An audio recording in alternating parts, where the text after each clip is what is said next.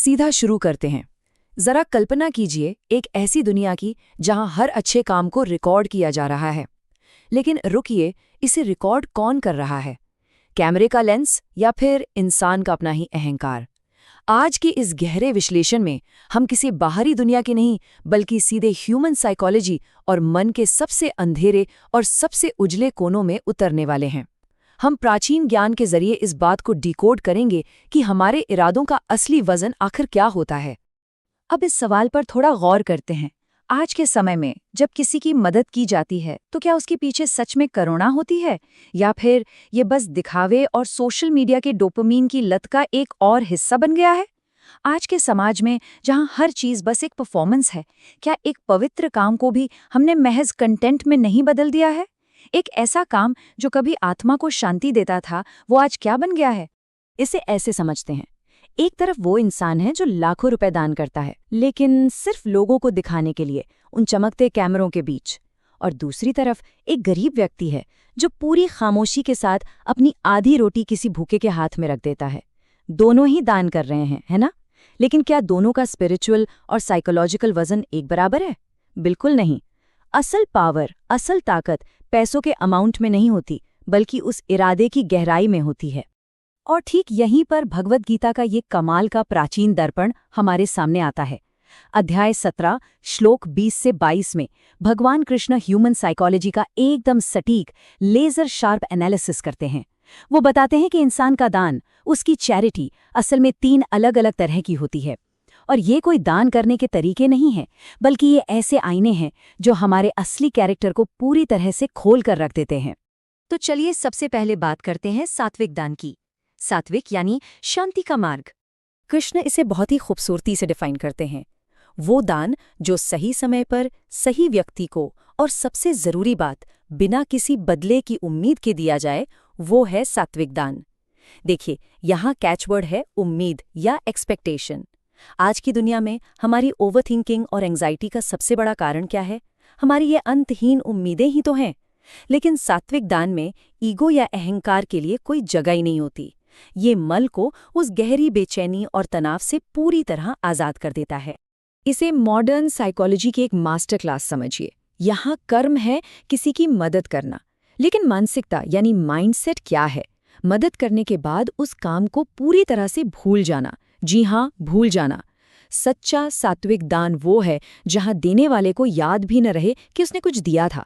कोई रिकॉग्निशन नहीं चाहिए, कोई तारीफ नहीं चाहिए, और सच कहूं तो यही वो चीज़ है जो मन को एक गहरी, न टूटने वाली शांति देती है। अब आते हैं दूसरे प्रकार पर, जो है राजसिक दान। ये असल में अहंकार का एक बहुत बड़ा जाल है। तो राजसिक दान क्या है? ये वो दान है जो किसी फायदे, तारीफ या फिर बदले में कुछ पाने की उम्मीद से किया जाता है। इसे आज के कॉन्टेक्स्ट में समझे तो ये लाइक्स, व्यूज और वैलिडेशन का वो डोपामीन लूप है जिसमें आज की जनरेशन बुरी तरह फंसी हुई है।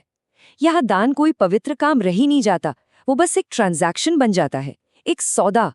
इंसान कुछ देता है बस इसलिए ताकि बदले में उसका अहंकार और बड़ा हो सके। ये आत्मा को हील नहीं करता, बल्कि ईगो की भूख को और ज्यादा भड़का देता है। अब इस फर्क को समझें। कर्म वही है, दान करना, लेकिन इरादा है व्यूज और लाइक्स बटोरना। मान लीजिए कोई इंसान गरीब बच्चों को खाना खिला रहा है, लेकिन उसका पूरा का पूरा फोकस इस बात पर है कि कैमरा किस एंगल से उसे रिकॉर्ड कर रहा है। सोशल मीडिया और कैमरों के इस पागलपन ने दूसरों की मदद करने के उस खूबसूरत स्पिरिचुअल एक्सपीरियंस को कैसे दूषित कर दिया है। ये उसका सबसे परफेक्ट उदाहरण है। तो यहाँ रुककर एक बार ये सवाल खुद से पूछना बनता है, क्या ये सच में दान है या फिर बस एक परफॉर्मेंस, एक दिखावा? असल में जब कोई इंसान भीतर से अकेला और खाली महसूस करता है तो वो बाहरी दुनिया से तालियां बटोरकर उस खालीपन को भरना चाहता है। और बहुत बार हमारे अच्छे काम इसी अंदरूनी खालीपन और अकेलेपन की भेंट चढ़ जाते हैं।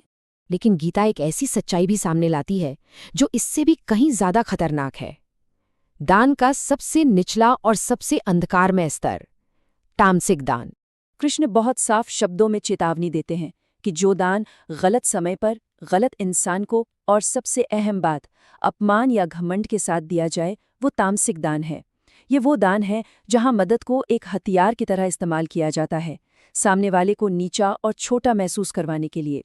अगर साइकोलॉजिकल नज़रिए से देखें तो ये सबसे ज़्यादा डिस्ट्रक्टिव है। ये दान पुण्य नहीं बल्कि पाप बन जाता है, जो देने वाले की आत्मा में अंधेरा और लेने वाले के स्वाभिमान में एक बहुत गहरा घाव छोड़ जाता है। इसीलिए ये बात हमेशा याद रखनी चाहिए कि दान सिर्फ हाथों से नहीं होता, ये दिल से होता है। अगर हाथ किसी को रोटी दे रहे हैं लेकिन आंखें और शब्द उसे लगातार जलील कर रहे हैं, तो वो दान बिल्कुल नहीं है।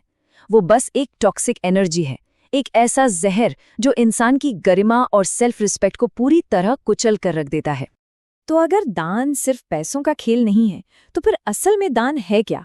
चलिए इस विश्लेषण के निष्कर्ष की तरफ चलते हैं और समझते हैं कि धन से परे इरादे का असली वजन आखिर होता क्या है। सच्चा दान असल में इन चीजों से बनता है। किसी को अपना कीमती समय देना, किसी को सच्चा सम्मान देना, अपना ज्ञान बांटना, और आज के इस अकेलेपन से भरे समाज में सबसे बड़ा दान पता है क्या है? किसी की बात को बस शांति से बैठकर सुन लेना। इन सब चीजों के लिए किसी बड़े बैंक बैलेंस की कोई जरूरत नहीं होती। जरूरत होती है तो बस सेल्फ कंट्रोल और एक एकदम शुद्ध इरादे की। कृष्ण के इस पूरे साइकोलॉजिकल फ्रेमवर्क को इस तरह आसानी से समझा जा सकता है। सात्विक दान, जिसका इरादा सिर्फ शुद्ध प्रेम है, वो अहंकार को जड़ से मिटा देता है और एक कमाल की मानसिक शांति देता है। राजसिक दान, जो सिर्फ दिखावे के लिए है, वो अहंकार के इस गुब्बारे में और हवा भर देता है। और तामसिक दान, जो घमंड से भरा है, वो सीधे सीधे आत्मा को ही करप्ट कर देता है। सीधा सा लॉजिक है, इंसान के इरादे ही उसकी मेंटल स्टेट तय करते हैं। और आज की सबसे बड़ी सच्चाई भी यही है। समाज बाहरी रूप से धन, दौलत और सुख सुविधाओं में तो बहुत अमीर हो रहा है, लेकिन भीतर से उतना ही खोखला होता जा रहा है। क्यों? क्योंकि अब फोकस देने पर कम और दिखाने पर ज्यादा हो गया है। जब हर अच्छी भावना, हर अच्छा काम सिर्फ सोशल मीडिया पर प्रदर्शन का हिस्सा बन जाए ना, तो अंदर कुछ भी ठोस बचता ही नहीं है। अल्टीमेटली सबसे बड़ी और सबसे गहरी शांति इस एक सच्चाई को दिल से मान लेने में है। ईश्वर इंसान के धन को नहीं तौलता, ईश्वर उसके हृदय को तौलता है। ये ब्रह्मांड या कोई भी हायर पावर हमारे बैंक अकाउंट या वीडियो पर आई लाइक्स का हिसाब किताब नहीं रखती। हिसाब होता है तो सिर्फ और सिर्फ हमारे इरादों का। और अब आज की ये पूरी चर्चा इस एक गहरे सवाल पर आकर रुक जाती है। जब दुनिया की नज़रें हट जाती हैं, जब सारे स्मार्टफोन और ये चमकते कैमरे बंद हो जाते हैं, तब उस अकेलेपन में हमारा असली चरित्र क्या होता है? क्या हम तब भी वही इंसान होते हैं? इस पर जरा गहराई से विचार कीजिएगा। अगर इस विश्लेषण ने सोचने के तरीके को जरा भी बदला है या कुछ नया और सच्चा महसूस कराया है, तो इस विचार को दूसरों तक जरूर पहुंचाएं। इस सफर में साथ जुड़ने के लिए बहुत बहुत धन्यवाद।